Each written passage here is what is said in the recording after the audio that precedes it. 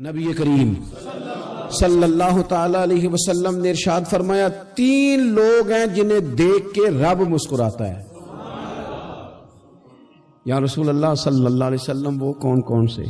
تو محبوب فرمانے لگے ایک وہ بندہ ساری مخلوق سوئی ہے، آدھی رات ہے، رات کا پچھلا پہر ہے، اس نے اٹھ کے وضو کر لیا، مصلی پہ کھڑا ہو گیا خدا کی یاد میں، فرمایا اسے دیکھ کے رب مسکراتا ہے جو اس کی شان کے لائق ہے۔ مسکراتا ہے اللہ۔ یہ تو سونے کا ٹائم تھا، یہ تو گہری نیند آنے کا وقت تھا، رات کا پچھلا پہر۔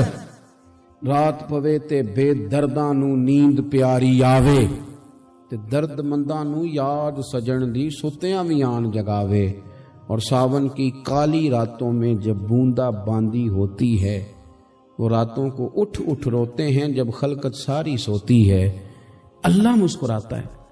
اور سننا میرے بھائی، میرے نبی پاک صلی اللہ تعالی علیہ وسلم فرماتے ہیں جب مسلمان نماز کے لیے صفیں بناتے ہیں نا، ترتیب لگ رہی ہوتی ہے، اب اللہ کی بارگاہ میں کھڑے ہوں گے، قیام کریں گے، رکوع کریں گے، سجود کریں گے، فرمایا جب مومن صفیں بناتے ہیں تو رب دیکھ کے مسکراتا ہے،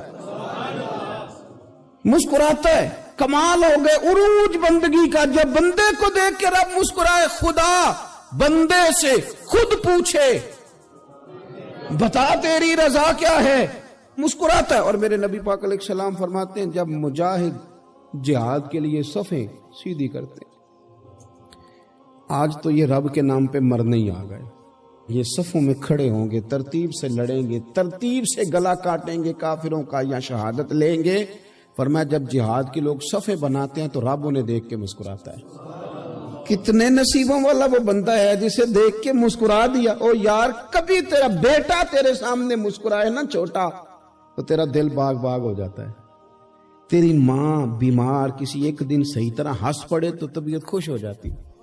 مجھے بتاؤ نا جس کا رب بھی اسے دیکھ کے ہنس پڑے، جو اس کی شان کے لائق ہے، کیا اس بندے کے نصیبیں ہیں، کیا اس کے مقدر ہیں۔ آپ اس مقام پر اپنے آپ کو لائیں۔ اب دیکھیں نا، یہ حدیث آپ نے سن لی، اب ہم نے نا اس طرح صفحے نہیں بنانے جس طرح ساری دنیا، اب ذرا صفحے بھی شوق سے بنائیں گے، اب ذرا تھوڑا سا شوق پیدا کریں گے، بھئی یہ تو میں وہ کام کرنے لگا ہوں جسے دیکھ کے رب مسکراتا ہے۔ نبی پاک صلی اللہ علیہ وسلم نے فرمایا جب کوئی بندہ توبہ کرتا ہے نا، ہم توبہ کا رٹا لگاتے ہیں، یا اللہ میری توبہ، یا اللہ۔ اور توبہ کا تو مطلب یہ ہے کہ پچھلے گناہوں سے پکی توبہ، آج کے بعد یہ غلطی نہ کرنے کا پکا وعدہ۔ تو نے ساری شب برات رو کے گزاری ہے، بتا سویرے جھوٹ جوڑنے کا ارادہ ہے تیرا؟ آج کے بعد رشوت تو نہیں نہ لے گا، ملاوٹ تو نہیں نہ کرے گا، یہ توبہ ہے۔ اور اگر سارے کام اسی طرح کرنے تو پھر یہ توبہ کا رٹا ہے، جتنا مرضی لگاؤ۔ حضرت علی بن ربیعہ رضی اللہ تعالیٰ عنہ فرماتے میں مولا علی کے ساتھ تھا، مقام حرہ کی طرف جا رہے تھے، حضرت علی نے ہاتھ اٹھا کے دعا مانگی ہماری تعلیم کے لیے، ورنہ حضرت علی ہم صحابہ کو محفوظ عن الخطا تو مانتے ہیں نا۔ ہاتھ اٹھا کے کہا اے اللہ ہمارے گناہ بخش دے، تیرے علاوہ کوئی معاف کرنے والا نہیں۔ اور پھر حضرت علی آسمان کی طرف دیکھا اور دیکھ کے نا حضرت علی بن ربیعہ کو تو مسکرائے۔ حضرت علی بن ربیعہ کہنے لگے حضور مسکرائے کیوں ہو؟ فرمانے لگے ایک دن میں حضور کے ساتھ اسی طرح آیا تھا، اسی طرح حضور نے دعا فرمائی تھی ہماری تعلیم کے لیے، اور پھر حضور مجھے دیکھ کے مسکرائے تھے اور فرمایا جب کوئی بندہ رب کی بارگاہ میں اس طرح استغفار کرتا ہے تو رب مسکراتا ہے، اور مسکرا کے فرماتا دیکھ لو میرے بندوں کو پتا ہے کہ میرے علاوہ معاف کرنے والا کوئی نہیں، انہیں پتا ہے۔ تم اس کی بارگاہ میں رجوع تو لاؤ، آؤ تو صحیح دو آنسو لے کر۔ اقبال کہتے ہیں کہ موتی سمجھ کے شان کریمی نے چن لیا، قطرے دو گرے میرے ار کے انفال کے، 2 میں نے آنسو بہائے تھے تو اس کے کرم نے تو موتی سمجھ کے چن لیا۔ سنو نا حضور اس استغفار کو، اللہ کو یار رات کو توبہ کر کے سونا چاہیے ہمیں۔ کچھ غلطیاں ہم کرنا نہیں چاہتے پر ہم سے ہو جاتی ہیں، کچھ دل ہم توڑنا نہیں چاہتے پر وہ ٹوٹ جاتے ہیں، ہماری مجبوری ہوتی ہے ٹوٹ جاتے ہیں۔ رات کو اس کی بارگاہ میں ہاتھ باندھ کے کشکول طلب دراز کر کے خوب استغفار پڑھنا چاہیے کہ مالک بندے ہیں نا کیا کریں، نفس کا ساتھ ہے، دنیا کا ساتھ ہے، خواہشات نفسانیہ، مالک معاف کر دے۔ درد سے توبہ، رسم نہ ہو، کہانی نہ ہو، لفظ نہ ہو، جملے نہ ہو، اور جناب ایسے لوگوں کے بیچ بڑے ہاتھ باندھ کے اور بڑا کوئی ضرورت نہیں. آپ اکیلے اپنی چارپائی پہ بستر کے اندر منہ دے کے بھی درد سے کہیں گے نا معاف کر دے تو وہ تو مہربانی بڑا ہے. میرے نبی پاک صلی اللہ علیہ وسلم مثال دیتے ہیں، فرمایا ایک آدمی صحرا میں جا رہا، صحابہ سے حضور خطاب کر رہے ہیں، فرمایا ایک آدمی صحرا میں جا رہا تھا، اس نے اپنی اونٹنی پہ کھانا پانی پیسے ہر چیز رکھی ہوئی تھی. صحرا تھا بہت بڑا، درمیان صحرا کے گیا تو تھوڑا سا سستانے کے لیے آرام کرنے کے لیے اونٹنی سے نیچے اترا. اب اس نے اونٹنی کی لگام، اونٹنی کی نکیل اپنے سرہانے کے نیچے رکھی، ہاتھ کے ساتھ پکڑی اور سو گیا. تھوڑی ہی دیر کے بعد جب اس کی آنکھ کھلی تو دیکھا اونٹنی غائب ہے. صحرا میں وہ پیدل نہ آگے جا سکتا ہے، نہ پیچھے جا سکتا ہے، نہ دائیں نہ بائیں، کھانے کو روٹی نہیں، پینے کو پانی کا قطرہ نہیں، تھوڑا ادھر بھاگا ادھر بھاگا، تھک گیا. کریم محبوب فرماتے ہیں وہ پوری طرح نڈھال ہو گیا اور مایوس ہو گیا، معاذ اللہ. مایوس ہو کے دوبارہ اسی جگہ آ کے لیٹ گیا جہاں پہلے لیٹا تھا. انتظار کرنے لگا کہ اب موت ہی آئے گی، آخری وقت ہے، اب نہ میں پیدل یہ صحرا کراس کر سکتا ہوں، نہ پیچھے جا سکتا ہوں، نہ کھانا ہے نہ پانی ہے، سوائے موت کے کوئی سہارا نہیں. حضور فرماتے ہیں وہ رستے میں دوبارہ لیٹ گیا. اچانک اس نے رخ بدلا تو اونٹنی سامنے کھڑی تھی. حضور نے صحابہ سے پوچھا بتاؤ نا اسے بھلا کتنی کو خوشی ہوگی؟ یا رسول اللہ جسے نئی زندگی مل گئی ہے. آپ دیکھیں نا سارے ڈاکٹروں نے کہہ دیا کہ اس کے تو گردے معدہ جگر ہر چیز ختم ہے، گھر لے جاؤ خدمت کرو، ہر طرف پریشانی ہے. وہ بندہ بھی سمجھ گیا ہے کہ آخری وقت آ گیا، کل جاؤں پرسوں جاؤں، تیاری ہو گئی، سب لوگ آ گئے، باہر والے بھی آ گئے. یہ ماحول ایک عجیب رنگ اختیار کر گیا. اچانک ایک ڈاکٹر نے آ کے کہا نہیں غلطی لگ گئی تھی. مجھے بتائیے انداز کیا ہوتا ہے؟ بغیر دوائی کے بندہ اٹھ کے کھڑا نہیں ہو جاتا. او میں تو بچ گیا ہوں.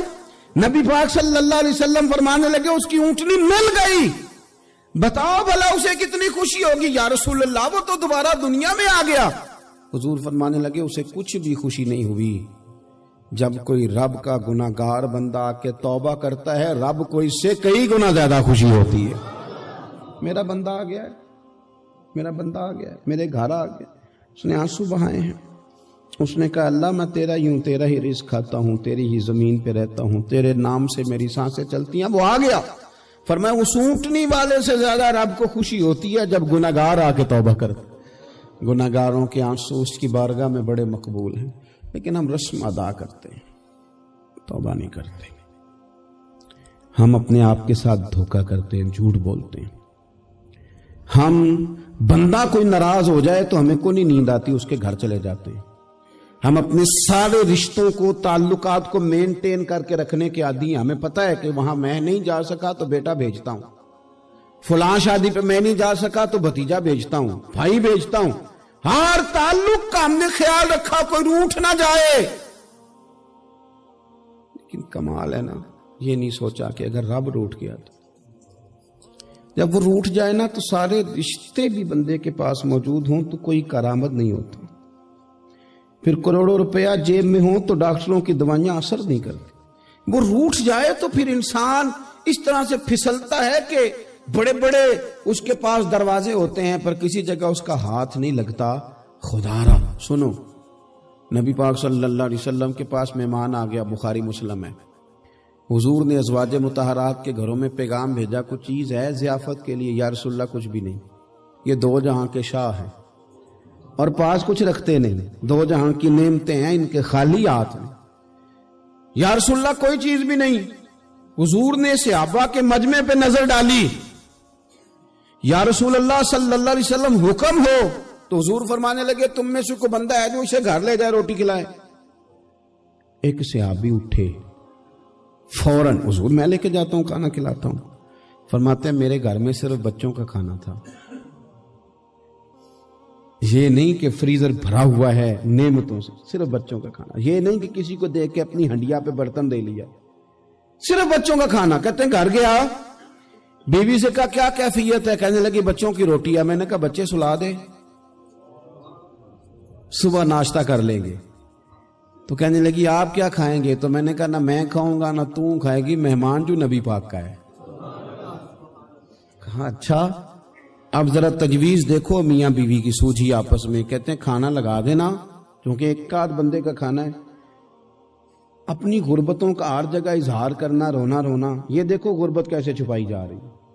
اس کو کہا نہیں کہ چل تو تھوڑا رحم کھا، تو آیا ہے تو تھوڑا رحم کھا، یہ نہیں کہا اٹھ کے نا تو کھانا رکھنا اور اٹھ کے نا چراغ ٹھیک کرنے کے بہانے بجھا دینا۔ ہم دنیا والوں کے سامنے کیوں اپنے دکھ بیان کریں؟ ہم جو کہیں گے رب رسول کی بارگاہ میں کہیں گے۔ تو نا چراغ ٹھیک کرنے کے بہانے، اہلیہ اٹھی، کھانا دینے کے بعد چراغ ٹھیک کرنے کے بہانے بجھا دیا۔ خامد بھی ہاتھ چلاتے رہے، بیوی کبھی برتن رکھتی کبھی اٹھاتی، پتہ چلے کہ کھانا کھا رہے ہیں، کھانا کھایا جا رہا ہے۔ کہتے ہیں مہمان پیٹ بھر کے کھانا کھا گیا۔ یہ کام ہوا رات کے اندھیرے میں، اس وقت ہوا جب چراغ بھی بند تھا، اس وقت ہوا جب کوئی دیکھنے والا نہیں تھا، کسی پڑوسی کو بھی خبر نہیں تھی۔ فرماتے ہیں صبح کے اجالے میں اس مہمان کو لے کے مسجد نبوی میں نے قدم رکھا تو نبی کریم نے فرمایا رات جو تم نے کام کیا ہے نا اسے دیکھ کے میرا رب بڑا مسکرایا ہے، اللہ بڑا مسکرایا ہے۔ اللہ تر دامنی پہ شیخ ہماری نہ جائیے، ہم دامن نہ چھوڑ دیں تو فرشتے وضو کریں۔ یہ شان ہے صحابہ کی۔ نبی کریم علیہ السلام نے فرمایا رب رات مسکرایا تیرا یہ انداز دیکھ کے، اور اس نے قرآن نازل کیا وَيُبْصِرُونَ عَلَىٰ أَنفُسِهِمْ وَلَوْ كَانَ بِهِمْ خَصَاصَةٌ۔ کچھ لوگ وہ ہیں جنہیں بڑی بھی ضرورت ہو تو دوسروں پر اثار کر دیتے ہیں۔